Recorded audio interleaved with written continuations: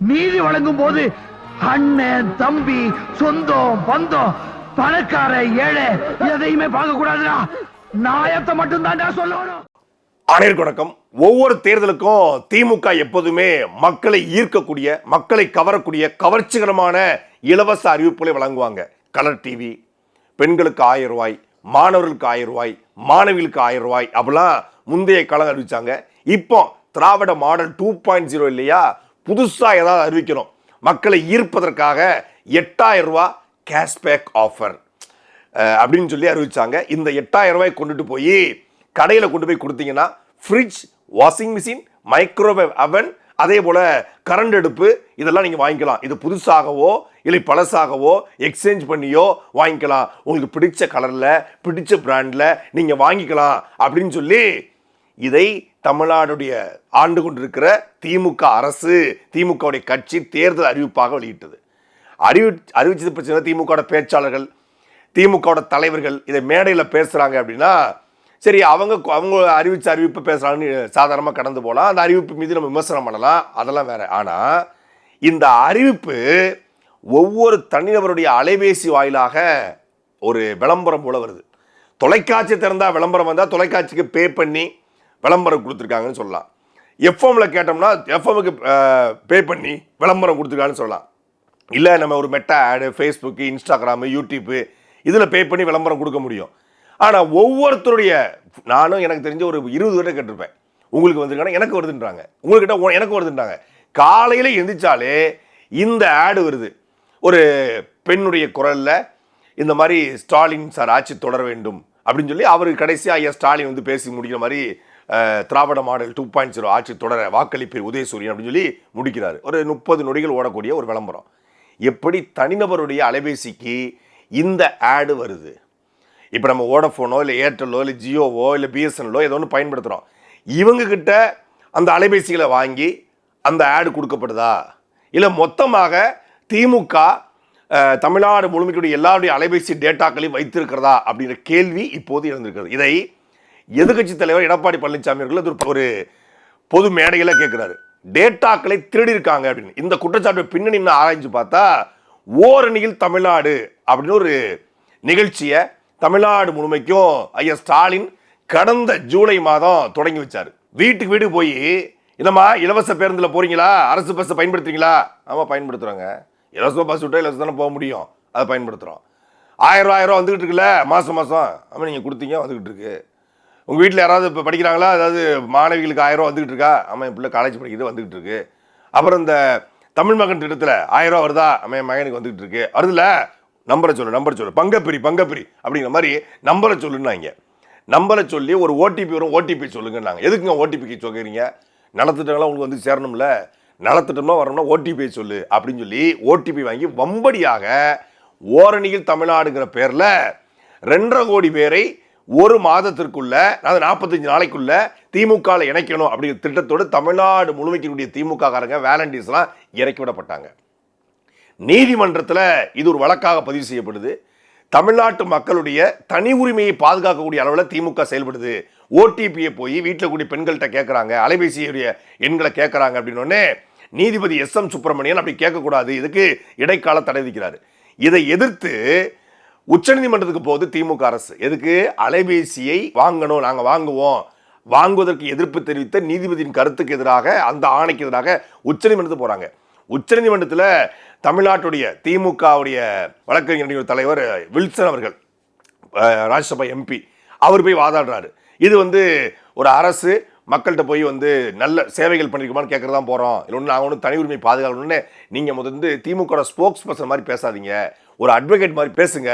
ஒரு தனிநபருடைய அலைபேசி எண்ணை எதற்காக நீங்கள் வாங்கணும், இது தனி உரிமைக்கு எதிரானது, பிரைவசிக்கு எதிரானது என்று உச்சநீதிமன்றம் கண்டித்த பிறகு இதை அப்படி நிறுத்துறாங்க.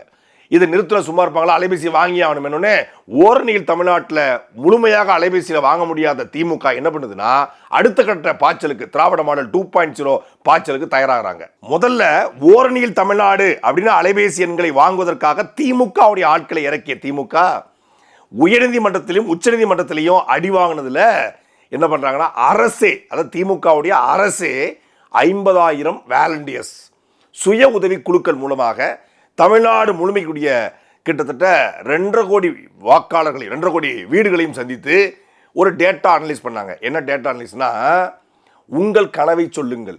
5 வருஷம் ஆண்டு முடிச்ச பிறகு உங்கள் கனவை சொல்லுங்க. அது ஆட்சிக்கு வந்தோடனே கேட்டுக்கணும். ஆட்சிக்கு வரும்போது ஒரு பெட்டி வச்சார் ஐயா ஸ்டாலின். இந்த பெட்டியில் உங்கள் மனுக்களை புறம் போடுங்க, 1 மாசத்துல இந்த பெட்டியை திறந்து பார்ப்பேன், இந்த பெட்டிக்குள்ள என்னென்ன மனு இருக்கோ அதெல்லாம் 100 நாட்களில் தீர்த்து வைப்பண்ணாரு. அந்த பெட்டி எங்கே போச்சுன்னு எவனுக்கும் தெரியல. அந்த எய்ம்ஸ் செங்கல் மாதிரியே இப்போ இந்த பெட்டி காணலன்னு எல்லாரும் தேடிக்கிட்டு இருக்கான். இப்போ உங்கள் கனவை சொல்லுங்கன்னு சொல்லி இப்போ ஜனவரி 9, 2026 ஐயா இந்த திட்டத்தை லான்ச் பண்றாங்க. தமிழ்நாடு முழுக்க சுய உதவி குழுக்கள் மூலியமாக வாலண்டியர்ஸ் வராங்க. வந்து நீங்க கலைஞர் காப்பீட்டு திட்டம் வச்சிருக்கீங்களா? வீட்டு வசதி குடியிருப்புல வீடு வாங்கியிருக்கீங்களா? நகர்ப்புற வாழ்விட மேம்பாட்டுல வீடு வாங்கியிருக்கீங்களா? பட்டா எல்லாம் வந்துருச்சா? சிட்டா அடங்கல்கள்லாம் வந்துருச்சா? அரசினுடைய என்னென்ன பயன்களை நீங்க பெற்றிருக்கீங்க? உங்களுக்கு என்னென்ன தேவைகள் இருக்கு அப்படின்னு சொல்லி கேட்கறாங்க. இப்பதான் தேவையே கேட்கறாங்க. 2030க்குள்ள 2 தேவை எனக்கு அப்படின்னு என்னன்னு சொல்லுங்க. உங்களுக்கு ஒரு தேவை திமுக ஆட்சி விட்டு போகணும், இன்னொரு தேவை திமுக ஆட்சிக்கு வரக்கூடாது அப்படின்னு சொல்லி மக்கள் சொல்லுவாங்களா? 2 தேவை என்ன அப்படின்னு கேட்குறாங்க. அதை கேட்கும்போதும் அந்த தனிநபருடைய அலைபேசிகள் வாங்கப்படுது. உங்கள் கனவை சொல்லுங்கள்னு. இந்த டேட்டாவும் இந்த ஓரணியில் தமிழ்நாட்டில் வாங்கின டேட்டாவும் மெர்ஜ் செய்யப்பட்டு இது பெண் நிறுவனத்திற்கு கொடுக்கப்பட்டிருக்கிறது. இந்த பெண் நிறுவனம் மூலமாக இன்னைக்கு தமிழ்நாடு முழுமைக்கும் அலைபேசிகளுக்கு அழைப்பு வருது. இது பெண் நிறுவனத்துக்கு மட்டும்தான் கொடுக்கப்பட்டுச்சா, இல்லை வேற ஒன்றும் தனியார் நிறுவனம் கொடுக்கப்பட்டுச்சா?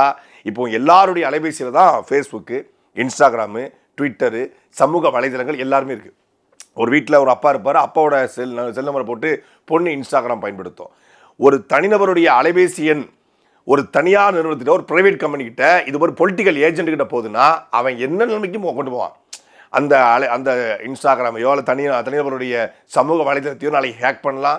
அதுக்குள்ளே வந்து ஆடை போடலாம். அதாவது தங்களுடைய திட்டத்தை 8000 ரூபா டோக்கன், இல்லை இது போல் 2000 ரூபா தர போகிறோம் பெண்களுக்கு இலவச பேருந்து, மகளிர் உரிமை தொகை 2000, புரட்சி பெண் திருத்த 2000, மாணவர்களுக்கு 2000, முதியோர் உதவித்தொகை, இதெல்லாம் கொண்டு போய் மக்கள்கிட்ட கொண்டு போய் சேர்ப்பதற்கு 25 நாள் தான் இருக்குது மொத்தமே.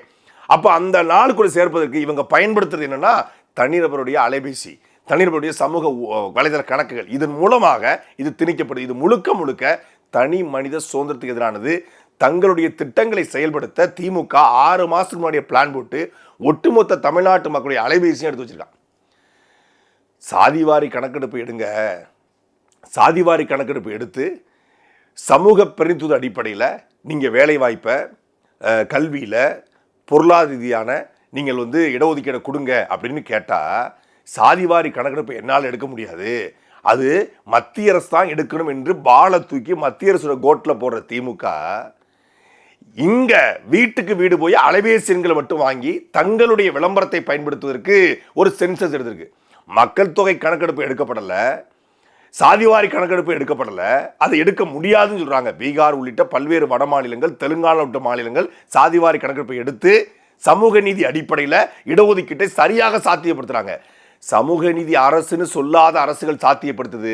ஆனால் சோசியல் ஜஸ்டிஸ் தான் எங்களுடைய ஐடியாலஜின்னு சொல்லக்கூடிய, சமூக நீதி தான் எங்களுடைய ஒரே ஒரு கோட்பாடுன்னு சொல்லக்கூடிய திமுக அரசு சாதிவாரி கணக்கெடுப்பு எடுப்பதற்கு துப்பில்லை. ஆனால் ஒட்டுமொத்த தமிழ்நாட்டு மக்களுடைய அலைபேசி எண்களை வைத்துக்கொண்டு இப்பொழுது விளம்பர வெறியோடு விளம்பரம் செய்து கொண்டிருக்கிறது. இந்த 8000 ரூபா டோக்கன்ல ஒரே ஒரு உண்மை மட்டும் வெளிவந்திருக்கு. இப்போ நாம ஒரு ஆர்டிஓ அலுவலகத்துக்கு போகிறோம், அதாவது லைசன்ஸ் எடுக்க போகிறோம். எனக்கு நல்லா வண்டி ஓட்ட தெரியும், நல்லா எட்டு போட தெரியும். நான் 15 நாட்கள் ஒரு டிரைவிங் ஸ்கூலில் போய் நல்லா பயிற்சி எடுத்துருக்கிறேன், போர்டு போட்டு வண்டியை ஓட்டிட்டேன். நான் போய் இப்போ லைசன்ஸ் எடுக்க போகிறேன், என்கிட்ட எல்லாம் பெர்ஃபெக்டாக இருக்குது. அப்போ நான் வந்து ஆர்டிஓ வந்து என்ன லஞ்சம் கேட்குறாருன்னா நான் கொடுக்க தேவையில்லை.